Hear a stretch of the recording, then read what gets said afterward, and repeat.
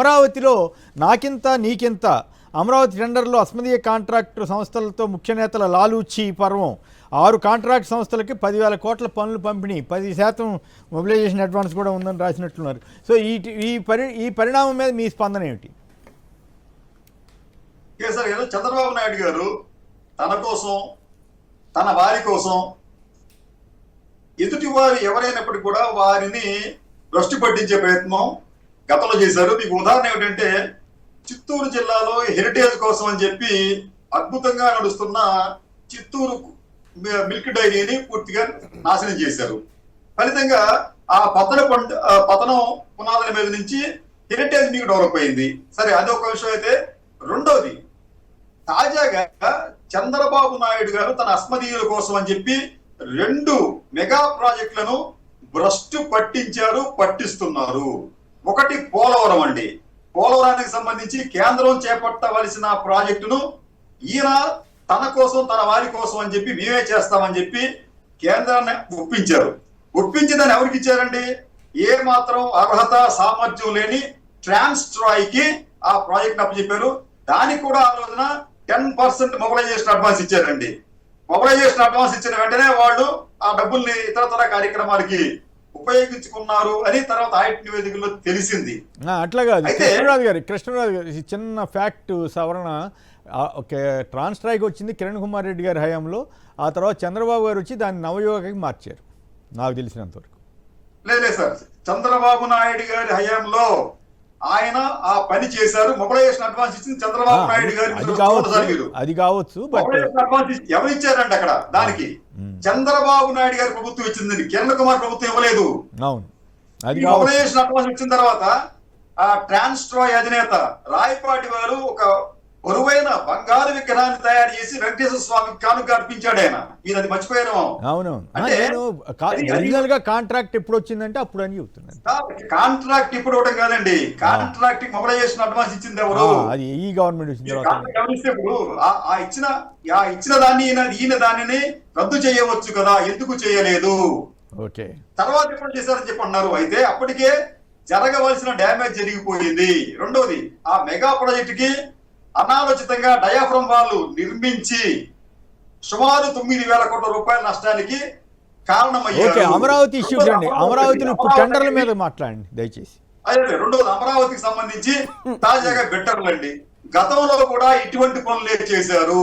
మీకు Swiss challenging system అని చెప్పి ఎక్కడో ప్రపంచంలో ఎక్కడా లేని ఒక విధానాన్ని అమరావతిలో ప్రవేశపెట్టి సింగపూర్ కు చెందిన కన్సార్టియం అసెండా సింగ్బ్రిడ్జ్ సెమ్కార్ ఈ 3 కంపెనీలకి దాదాపు 1,690 ఎకరాల భూమిని అప్పనంగా అప్పచెబితే వాళ్ళు ఆ భూమిని దాదాపు 2 సంవత్సరాలు తమ దగ్గర ఉంచుకొని అక్కడ ఒక్క ఇటుక కూడా వెయ్యలేదు. రెండోది, అక్కడ కూడా మీకు షాపూర్ పల్లంజీ తర్వాత ఇంకో సంస్థకి వాళ్ళు ఈ నిర్మాణాల పేరుతో చాలా ఎక్కువగా డబ్బులు అక్కడ వారికి కట్టబెట్టారనే ఆరోపణలు వచ్చాయి. తాజాగా మీకు ఈ అమరావతికి సంబంధించి దాదాపు అది ఇప్పుడు ప్రస్తుతం ఇంత వాళ్ళు 50,000 కోట్ల రూపాయల వరకు ఇక్కడ చేయబోతున్నారండి. అంటే దాదాపు 10,000 కోట్ల 5,000 కోట్ల రూపాయలు మొబిలైజేషన్ అడ్వాన్స్ గా వారికి ఇవ్వవలసి వస్తుంది.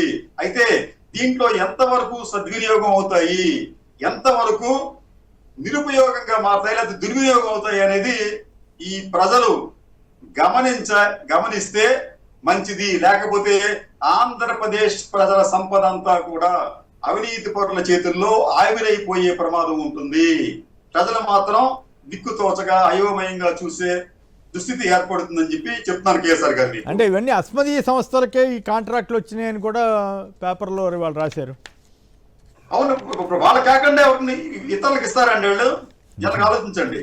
తమ వారెవరో తమకెవరు సహాయపడతారో వారికే సహజంగానే ఇస్తారు తప్ప ఎక్కడో ఢిల్లీలోనో లేకపోతే ఫారిన్ లోనో ఉండే మంచి కంపెనీకి తెచ్చిస్తారా నిజాయితీగా ఉండేవాడికి? మీకు జపాన్కి చెందిన మాకి అనే ఒక సంస్థ అమరావతికి సంబంధించి డిజైన్లు చేస్తే వారు నిజాయితీ పరులు. జపాన్ లో అవినీతి తక్కువ అండి. అవినీతికి పాల్పడితే వాడు అటువంటి ఆరోపణలు వస్తే ఆత్మహత్యలు చేసుకున్న దేశం అది. అటువంటి మాకి సంస్థకి ఇచ్చి వారి దగ్గర ఏదో బేరసారాలు కుదరకపోతే ఆ కాంట్రాక్ట్ రద్దు చేస్తే మాకీ సంస్థ నానాయాగి చేసింది. దీని ఇంతటి అవినీతిని ఎక్కడో చూడలేదు ప్రపంచంలో. అవి అమరావతి పేరుతో పెద్ద ఎత్తున అవినీతి పాల్పడుతారని చెప్పి ఆ మాకీ సంస్థ బీహార్ కంటే చెత్త పాలనని వ్యాఖ్యానించినట్లుంది కదా అప్పుడు.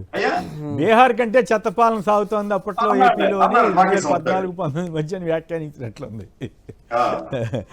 రైట్. ఇక అసాధ్యమైన లక్ష్యాలతోనే ముందుకు వెళ్ళాలి. కేంద్రం 2047 నాటికి తలసరి ఆదాయ లక్ష్యం $18,000 పెట్టుకుంటే మనం $42,000 పెట్టుకున్నామని అంకెల గారడి చేస్తే ఆదాయం పెరిగిపోతుంది ఆంధ్ర ప్రజలకి. అలాగే సంపద ఎంతవరకు నేను సృష్టిస్తానంటూ వచ్చారు, ఇప్పుడు సంపద సృష్టి నేర్పిస్తామంటున్నారు. సాయం చేస్తాం, సంపద సృష్టి నేర్పిస్తాం, పేదల స్వశక్తితో ఎదిగేలా చేయడమే మా లక్ష్యం. ఉగాది నాడు P4 ప్రారంభం. అంటే ఈ P4 నియోజకవర్గాల వారీగా ప్రణాళికలు. ఏంటండి ఈ ఉద్దేశం అసలు? మన రాజీవ్ చెప్పండి, మీ విశ్లేషణ ఏమిటి? ఈ సంపద $48,000 తీసుకెళ్తానంటున్నాడు ఓ పక్కన ఆయన, 2047 వరకు ఆయన ఉంటే గనక.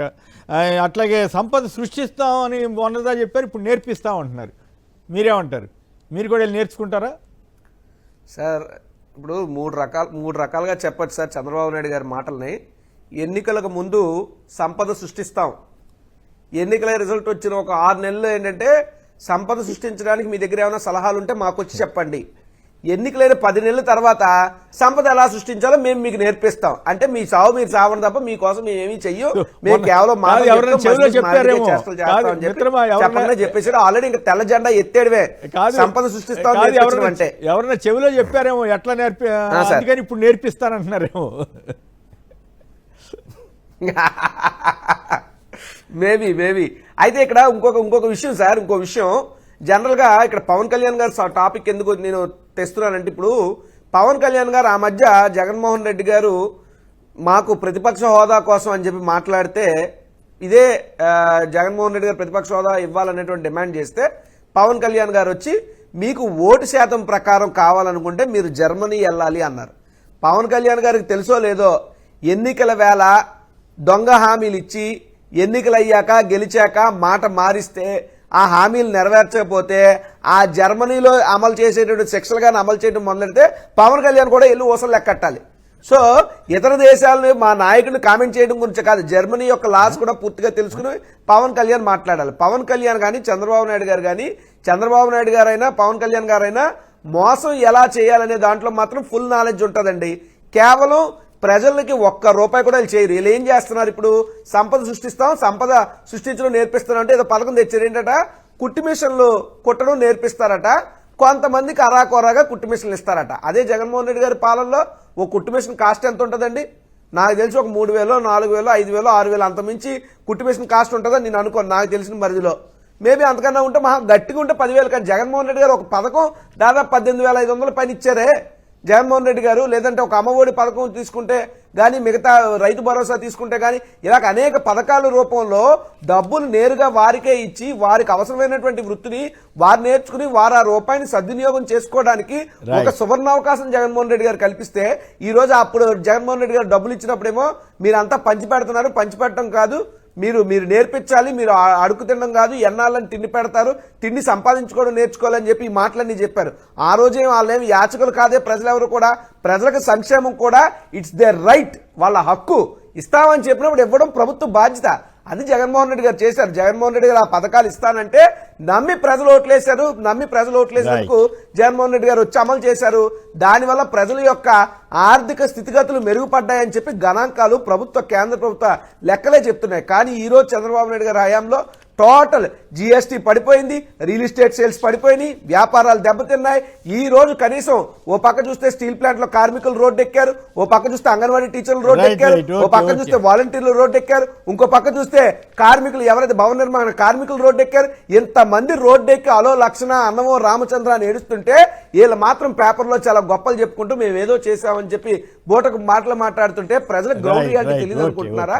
అంటే మీరు సంపద సృష్టించడం నేర్పించరు, సంపద మీరు ఇవ్వరు, మీరు ప్రజల్ని ఆకలితోనే ఆకలి కేకలతో చావుల అంచుల వరకు వచ్చేటప్పుడు 4-5 ఏళ్ళ ప్రజలు మీరు తీసుకెళ్తారు.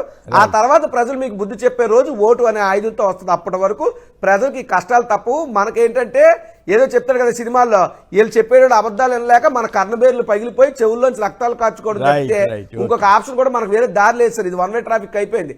5 ఏళ్ల తర్వాత మళ్ళీ గేట్ ఓపెన్ అవుతుంది.